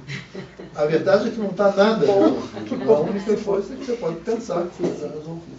Mesmo correndo risco, então, de ser desrespeitosa com o Freud, a gente não poderia arriscar, por exemplo, uma brincadeira, dizer que ele manejou a transferência de um modo parecido com a cueca do paciente? Como assim? Não estou entendendo. Como uma função de sustentação. Para ele? De aperto. Para o paciente? Eu não sei, podia. Eu não tenho nenhum problema em ser pouco respeitoso em relação ao Freud, não. Eu acho que, aliás, se nós não formos pouco respeitosos em relação ao Freud, a gente não vai avançar nem um pouco. O problema é que eu acho que a gente tem que chegar a um ponto onde a gente é pouco respeitoso em relação ao Lacan. Também para poder avançar. Se a gente ficar Como é, tem um cara argentino que usa umas Derivação. camisetas, tem que acabar com o lacanês, né? Sou contra o Ricardo. lacanês, Ricardo. fora o lacanês.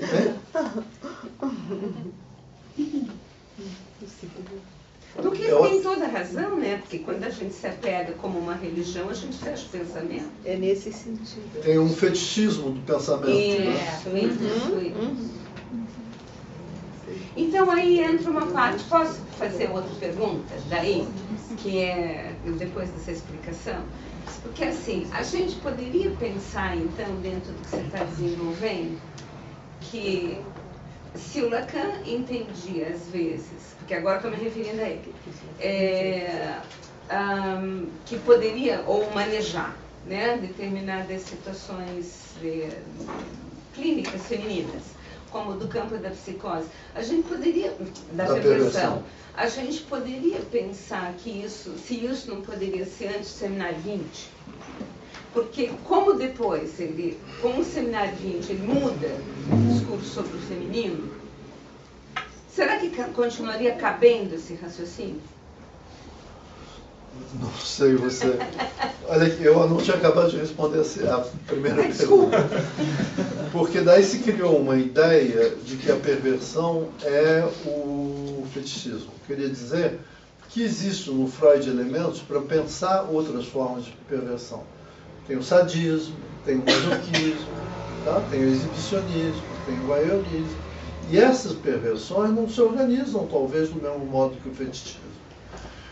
O Lacan tem uma observação muito interessante. Ele diz que o travesti, o problema do travesti, não é um problema da castração, mas é um problema do véu. Tá? Hein? Por exemplo. Bem interessante. É uma observação muito interessante, porque, quer dizer, é uma observação iraniana. Tá? Quer dizer o seguinte, no Irã, na Arábia Saudita, no Irã, a homossexualidade é um pecado, é um crime, o homossexual tem que ser lapidado. Mas o travesti não. Porque o travesti é a vontade de Deus. Que um homem queira ser mulher é legítimo. Tá? Mas que um homem se interesse, enquanto homem, por um outro homem, é ilegítimo. Se ele se feminiza, pronto, acabou. Eu acho coerente isso. Eu acho que tem uma certa lógica nisso. Tá? Eu acho que é um pouco esquisito para nós, porque nós estamos habituados a pensar no outro esquema. Eu acho que a teoria da sexualidade feminina do Freud é uma teoria homossexual.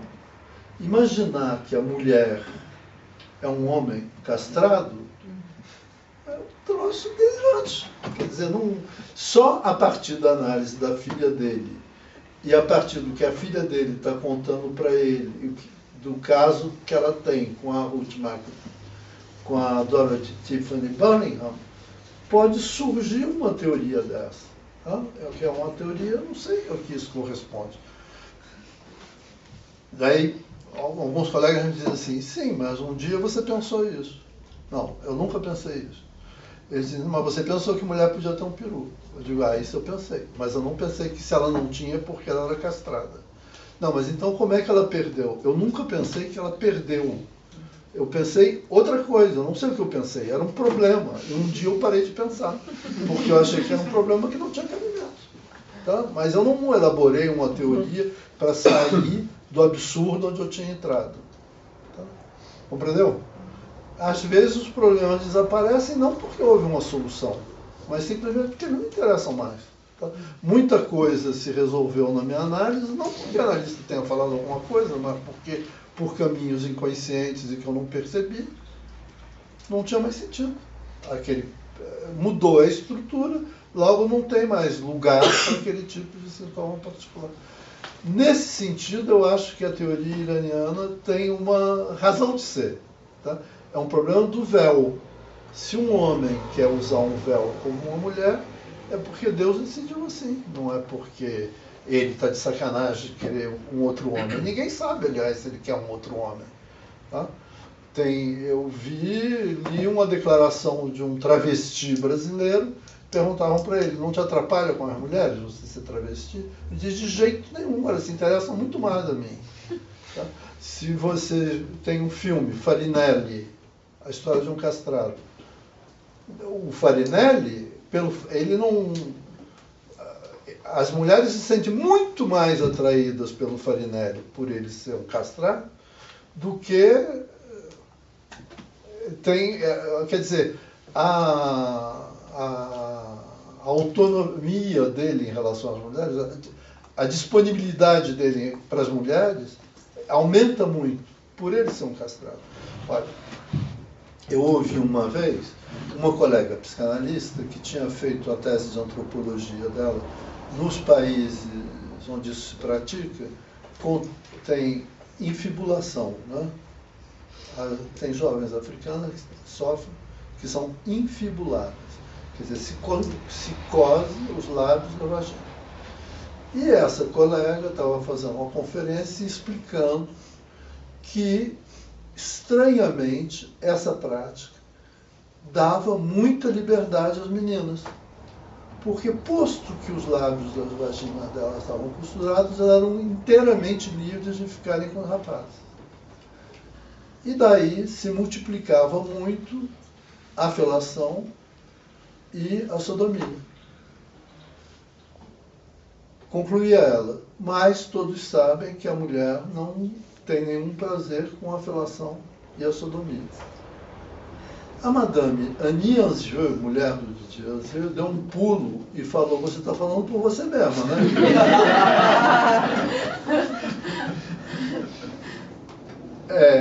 A madame Annie Anzieux é uma perversa polimorfa? Eu acho que não, acho que ela estava falando de uma experiência dela, quer dizer, o que caracteriza a perversão vai ser a compulsão de repetição e a exclusividade, né? Vai ser a impossibilidade, vai ser o cerceamento da curiosidade, por exemplo. No filme Veludo Azul, a gente tem um caso de perversão. Daí vai ter o fetichismo, o sadismo, tem tudo, tem isso, esse mundo da perversão, que é o que o filme mostra. Mas no caso da Anna Freud e da Dorothy Burlingham, pode ter sido parecido uma perversão para o Freud, que não quis tratar assim, pode ter parecido uma perversão para o Lacan, que entretanto não fala delas, mas de outras pacientes supostamente homossexuais, ou verdadeiramente homossexuais, como a jovem homossexual, ela era sobretudo uma jovem que não tinha sexualidade nenhuma, né? Depois o pessoal da escola lacaniana de psicanálise reconstruiu toda a vida dela, ou traduziu para o francês a reconstrução de toda a vida dela feita por autores vienenses. E essa menina, a jovem homossexual, ela tinha relações homossexuais puramente platônicas e epistolares. Na prática, ela não tinha nenhuma relação sexual. Na prática, Ana Freud não na teoria, Ana Freud não teria tido nenhuma relação sexual. Teria só ficado de mão a mão, talvez um beijo aqui e ali. Então, pode-se dizer que talvez a perversão fosse esse cerceamento, essa inibição da sexualidade. Mas não, coitado, de um pouco prazer que ela conseguiu obter. Né? Está melhor assim sobre a perversão? Podemos falar uma questão sobre a estrutura científica do Freud? Que assim, eu vejo que você mostra indutivo. Quer dizer que a filha desejou a castração, quer dizer, porque a filha desejou a castração, ou era masoquista, ou isso, aquilo, eu posso universalizar. Então toda mulher...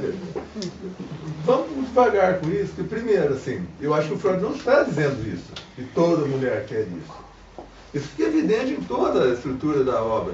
Por exemplo, e isso vai se encaixar nas teorias sexuais infantis, efetivamente, o Freud nunca perguntou para uma criança o que a criança fantasia, quais são as teorias que ela constrói para começar a sua vida.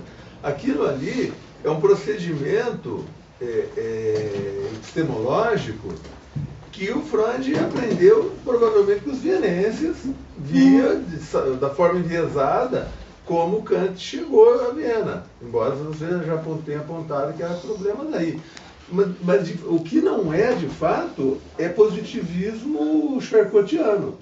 Freud não faz classificação, não faz tipologia para poder sustentar uma teoria, né? Então, voltando para a epistemologia vienense, o que ele está fazendo é a teoria que depois, a partir dos ciclos de Kant, ficou conhecido como teoria do como ser. Né? Então, é como se toda criança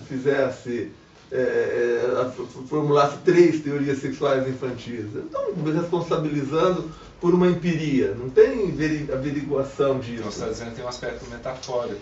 Exatamente. Quer dizer, então, e essas diferentes epistemologias, quando olhadas de fora, né, elas ficam, né, meio nevoadas. Mas de perto, por exemplo, é o que Darwin fazia. Darwin nunca viu seleção natural. Ele via gente melhorando pé de limão, melhorando galinha, não sei o quê. Aí ele diz, bom, se isso acontece aqui no viveiro, deve acontecer na natureza também. Né? E ele foi reprovado pelos biólogos ingleses, porque dizia, onde está Hume aí? Cadê o empirismo? Cadê a demonstração da recorrência dos fatos? Ele diz, não tem. Evolução é uma comparação, é o que na época se chamava de causa vera. O que serve para um deve servir para o outro. Então, acho que dá para entender o que o Freud está fazendo, quando ele sim especula, diz, bom, se a minha filha pensa assim, eu posso trabalhar com a hipótese provisória, convencional, que ele recorre a essa ideia convencional em muitos trechos, muitos momentos da metapsicologia. Eu posso trabalhar como se isso fosse uma teoria sexual infantil. E a partir daí já projetar luz. Né? Agora, efetivamente, você vai a uma criança, nenhuma criança confirma isso que viu, que falou, que elaborou essas teorias, o que foi exatamente assim. Né? Mas tem um papel dentro da teoria dele, né? Da construção da teoria. Francisco, eu quero responder sobre uma outra coisa que você falou.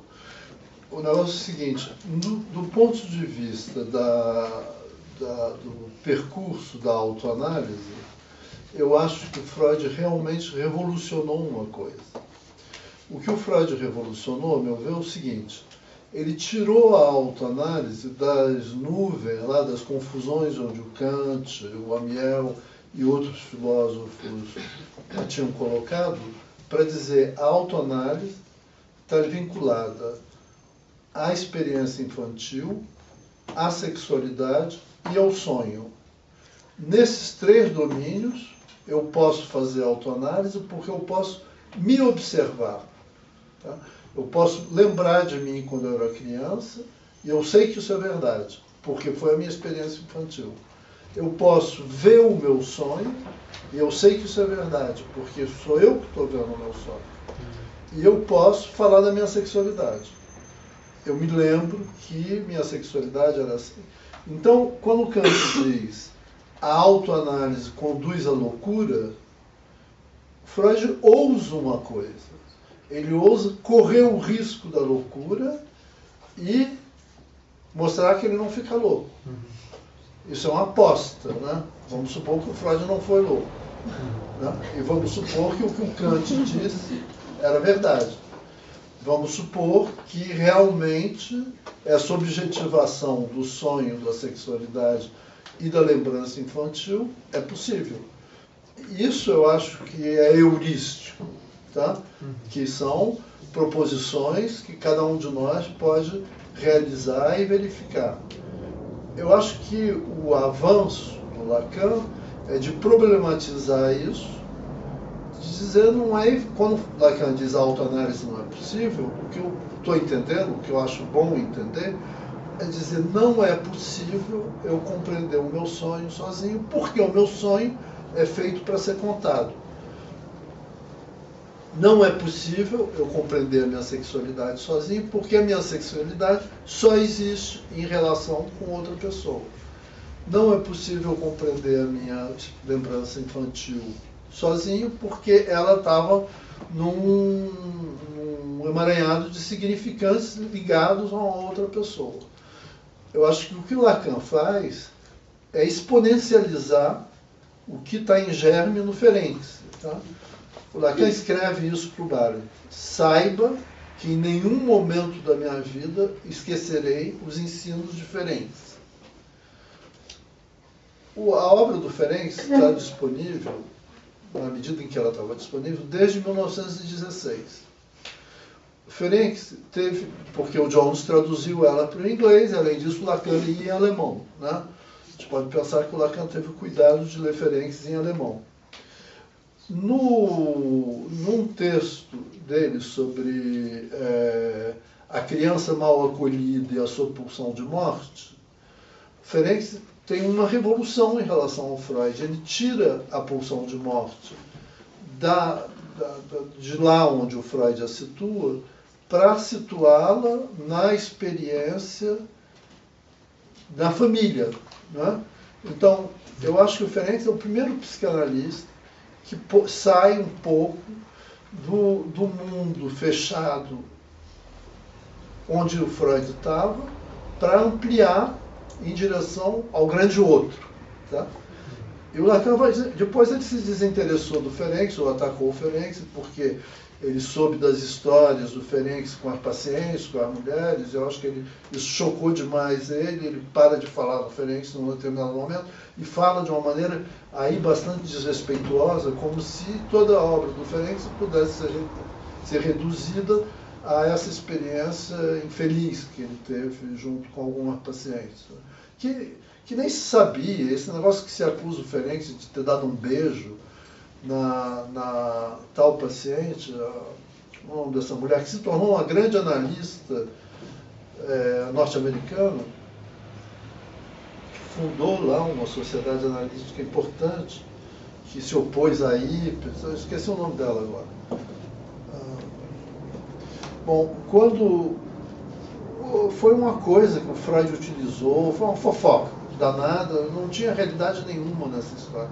Com essa mulher, não tinha. Mas o Lacan soube disso, ficou furioso e se afastou do Ferenc. Mas o Ferenc foi o primeiro a utilizar o grande outro, né? Que o Lacan aproveitou muito.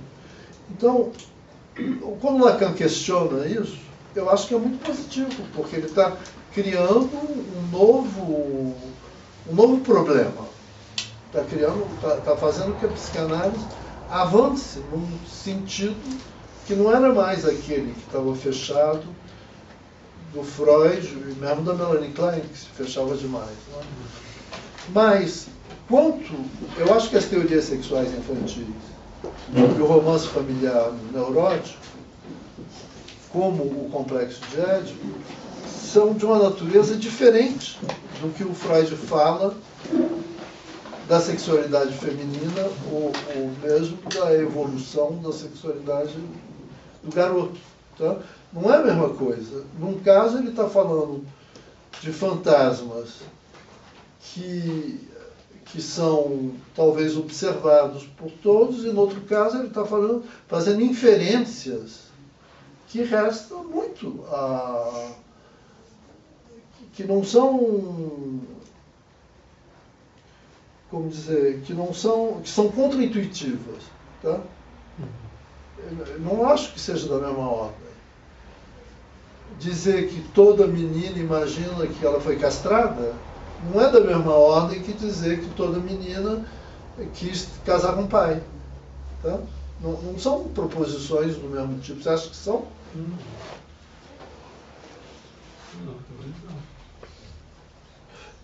A teoria kleiniana me parece ser muito mais inclusiva nesse respeito. Quando ela diz, o que ela diz finalmente? Ela diz, existem diferenças físicas entre o garoto e a menina, e ambos os sexos se invejam. Tá? Ambos os sexos se interrogam sobre a dissimetria existente entre eles. Pronto. Basta isso. Isso, eu acho que aí, se puder depurar um texto como esse, de formulação de hipótese heurística, como você falou, de que a criança formula teorias, e for para um caso onde você está diante de um relato, de uma comunicação de uma criança que diz que fez isso ou aquilo, essas duas coisas não precisam estar coladas. É perfeitamente possível fazer a ciência. Freud podia ter feito a análise do caso sem ter escrito esse artigo. Né? Bate-se uma criança? Não, teorias sexuais infantis, por exemplo. Né? Quer dizer, então, qual o papel desse artigo? Ele vai para e passo com a clínica. Né? Ele vai dando suporte, dando baliza, para pensar coisas mais genéricas, mais abstratas. Né? Coisas mais de natureza de formulações. Né? E agora, efetivamente, para que serve? Não, efetivamente foi o caso. Né? Eu acho que ele não perde o chão disso. Né? O Lobaric tem mostrado bem nas passagens como que o Freud às vezes trabalha em escamas. Às vezes ele está falando de desejo, o conceito muito interessante é esse, a paralela de desejo e pulsão.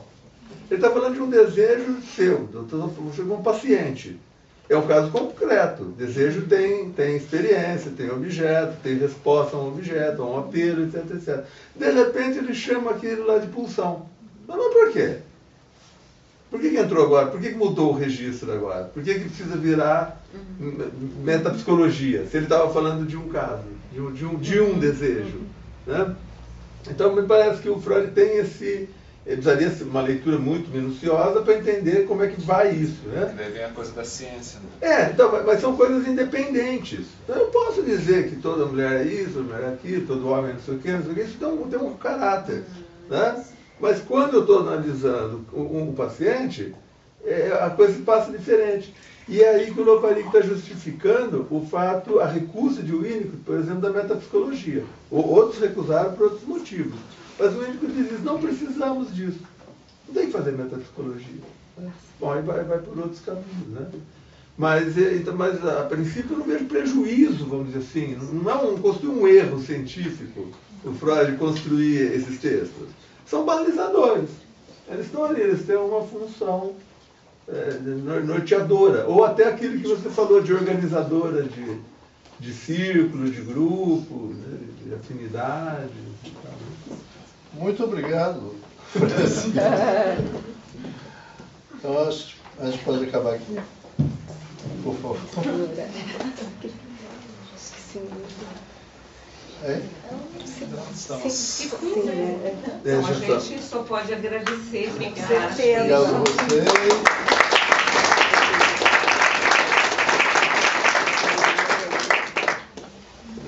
Então, um recadinho, a gente gostaria de convidá-los então para assistir depois. O Eduardo está montando a página do nosso seminário.